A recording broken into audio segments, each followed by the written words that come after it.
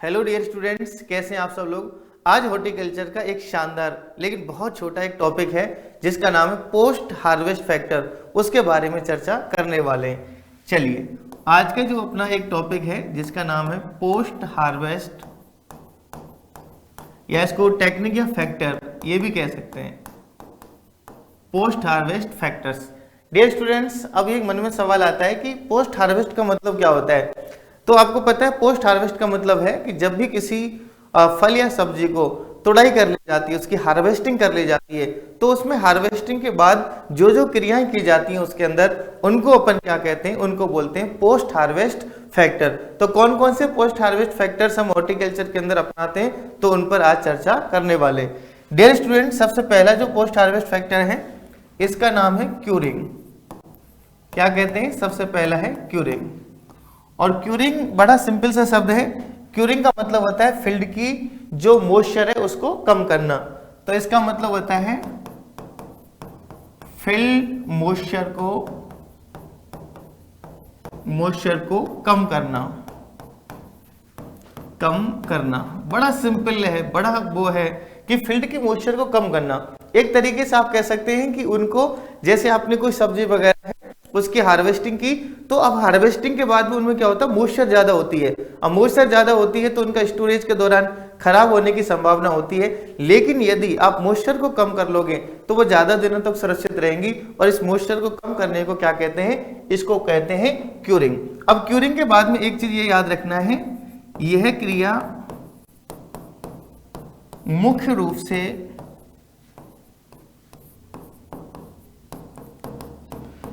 आलू, उसके बाद में है प्याज, आलू प्याज, उसके बाद में लहसुन,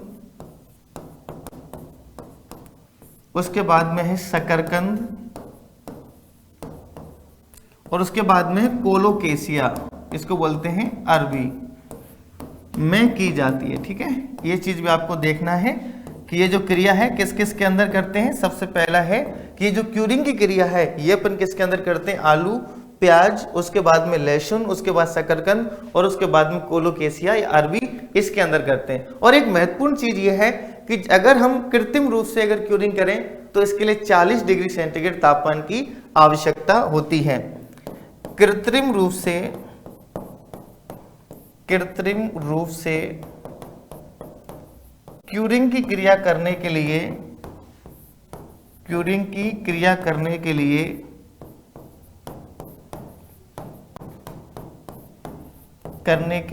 आवश्यक तापमान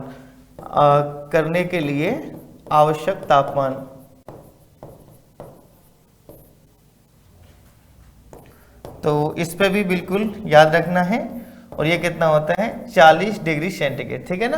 तो अभी इसको दोबारा देख लो कि कोई भी सब्जी वगैरह है उसकी हार्वेस्टिंग के बाद उसमें से नमी को कम करना क्या कहलाता है? क्यूरिंग कहलाता है।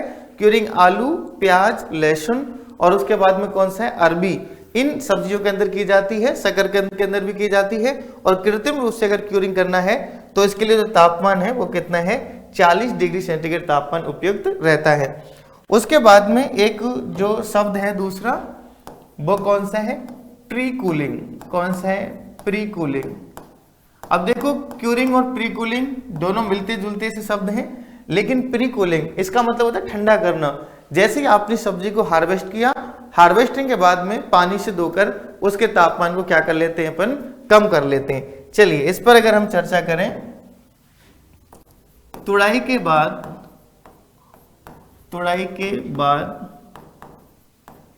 सब्जियों को या फिर सब्जियों से तुड़ाई के बाद सब्जियों से फील्ड हीट को कम करना। फील्ड हीट को क्या करना? कम करना। क्या कहलाता है? Pre cooling.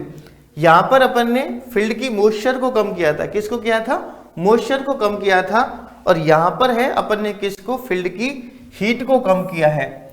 और एक चीज और है, यह क्रिया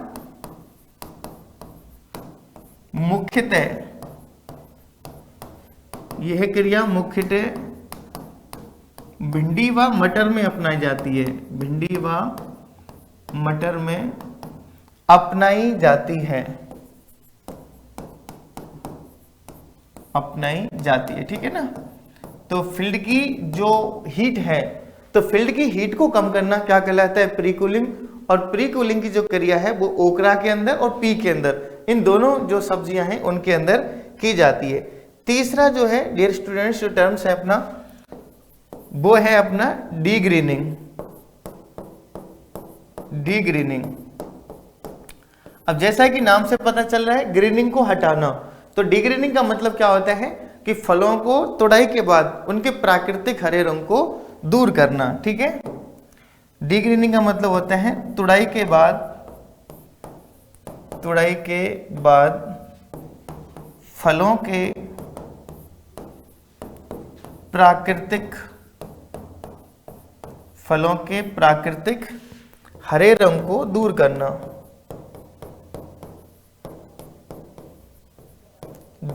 ठीक है। क्या कहलाता है, ये कहलाता है डीग्रीनिंग, है ना। और इसमें लिखेंगे, इसमें 27 डिग्री सेंटीग्रेड तापमान पर, 27 डिग्री सेंटीग्रेड तापमान पर इथाइलिन का प्रयोग किया जाता है। किसका, इथाइलिन का प्रयोग किया जाता है। इसमें 27 डिग्री सेंटीग्रेड तापमान पर इथाइलिन का प्रयोग किया जाता है।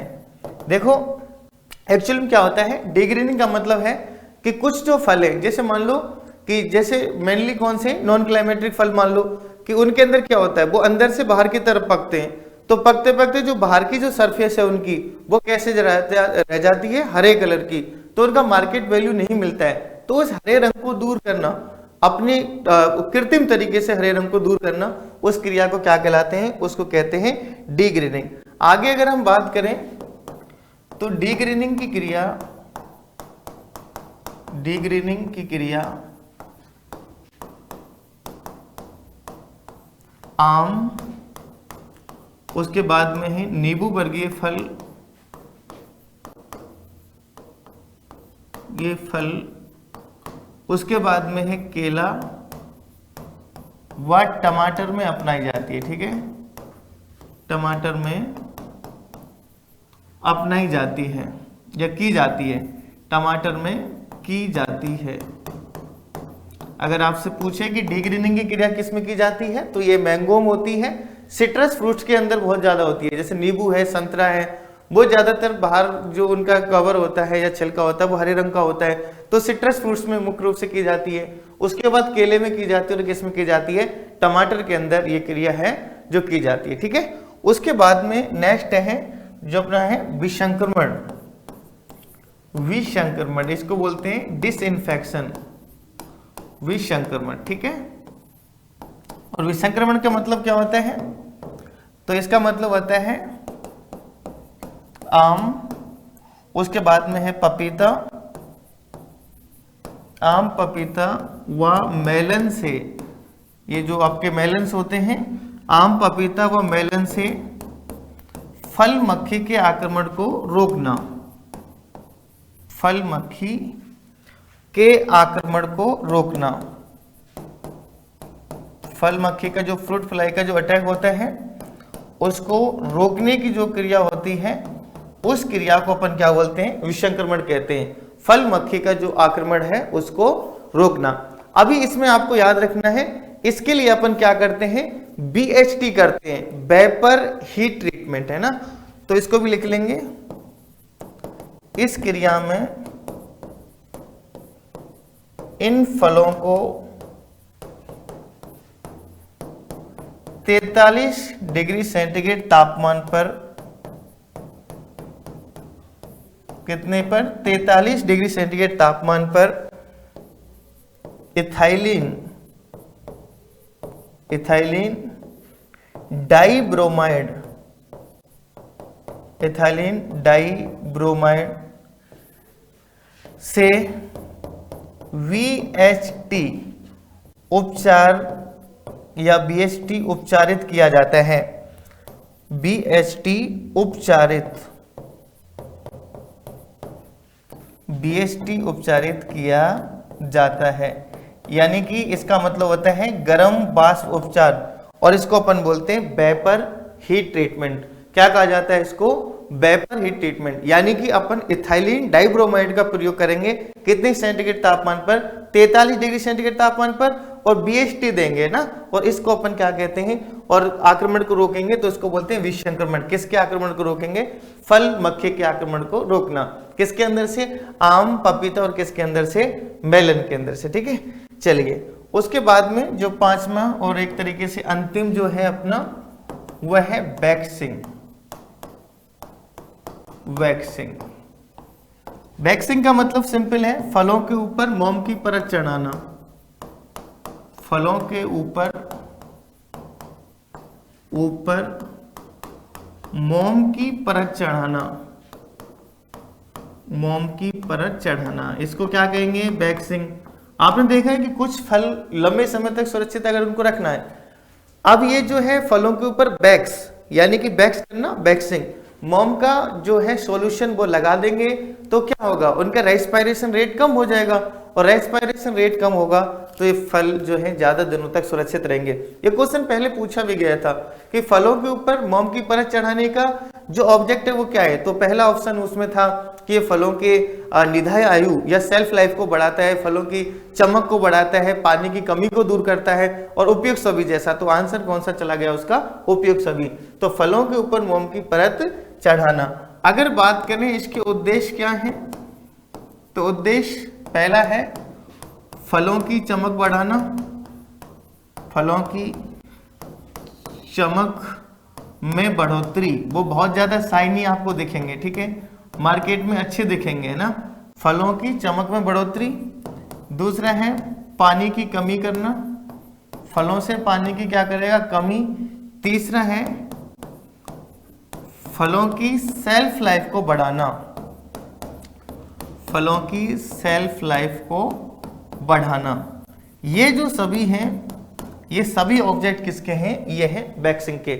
और मार्केट के अंदर दो प्रकार के वैक्स मिलते हैं, एक तो है ओ वैक्स, ओ टाइप का, और दूसरा है डब्ल्यू टाइप का। ओ टाइप का होता है जिससे फलों में ग्लो आता है, और डब्ल्यू टाइप का होता है उससे फलों और सब्जियों पर लगाने से उसमें थोड़ा जो चमक है या ग्लो है वो कम आता है। तो 5 आपको आज फैक्टर्स बताए हैं। पांचों फैक्टर्स बहुत इंपॉर्टेंट है। सबसे पहले कौन सा था? क्यूरिंग था। क्यूरिंग के बाद कौन सा है? प्री कूलिंग था। उसके बाद डीग्रीनिंग था। उसके बाद में कौन सा है? विसंक्रमण। और उसके बाद में कौन सा था? वैक्सिंग। ये सारे के सारे जो एक एक जो टॉपिक्स थे बहुत इंपॉर्टेंट थे, क्योंकि पोस्ट हार्वेस्ट फैक्टर्स एग्जाम के अंदर खूब पूछे जाते हैं। अभी इसके बाद प्यारे विद्यार्थियों, जैसा कि आपको पता है कि उत्कर्ष परिवार हमेशा से स्टूडेंट्स के हित में नए नए ऑफर लेके आता रहता है, और इस बार जो ऑफर है वो दिवाली का महाधमाका ऑफर है। इतना जबरदस्त ऑफर है आपके लिए, बहुत बेहतरीन और बहुत शानदार। तो ये जो दिवाली का ऑफर है, इसमें आपको एक तो चीज ये याद रखनी है कि ये जो ऑफर है ना, ये 10 से 15 नवंबर तक चलेगा। कब से चलेगा? 10 से लेकर 15 नवंबर तक ये ऑफर चलने वाला है। और इस ऑफर में क्या क्या होगा? तो इस ऑफर के अंदर जो सबसे बढ़िया बात है कि 90% तक की छूट, यानी कि नाम मात्र के पैसों में आप करिए सरकारी नौकरी लगने का सपना साकार, क्योंकि 90% छूट इस ऑफर पर है। इसमें दूसरी चीज है कि सभी कोर्सों पर जो टेस्ट सीरीज है वो फ्री मिलेगी, और एक महाधमाका जो है वो ये है कि इस कोर्स को अभी खरीदने पर 6 माह की एक्स्ट्रा वैलिडिटी मिलेगी।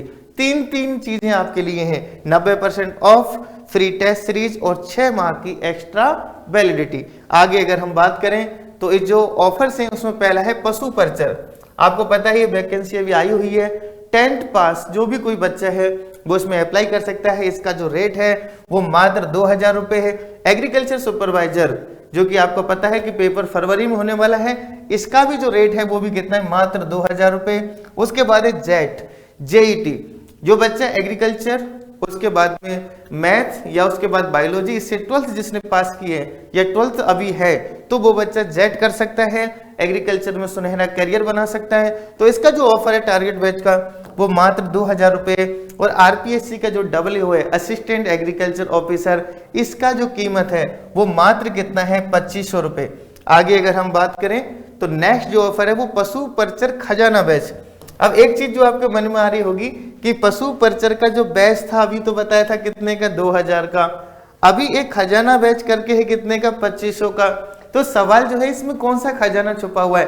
तो प्यारे विद्यार्थियों, ये जो 2000 वाला कोर्स था उसके अंदर जयपुर या जोधपुर किसी एक सेंटर से आपको लाइव कोर्स मिलेगा, लेकिन खजाना बैच के अंदर आप दोनों सेंटर का एक साथ आपको जयपुर का और जोधपुर का जो लाइव बैच है वो आपको मिलने वाला है। और लास्ट में है IBPS का AFO एग्रीकल्चर फील्ड ऑफिसर, इसकी जो कीमत है वो मात्र कितना है, 2500 रुपए।